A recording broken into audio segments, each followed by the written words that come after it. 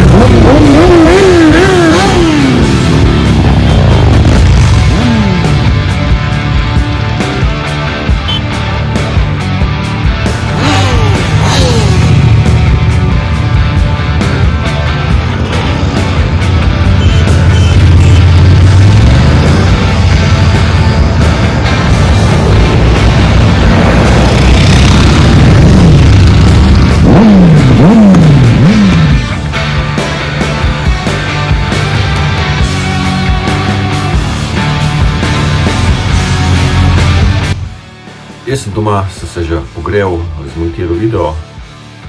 Dole, kjer sem snemal, sta bile 2 stopinji. Mogoče se pol na 3 odzidli, ne vem, nisem pol več spremljal.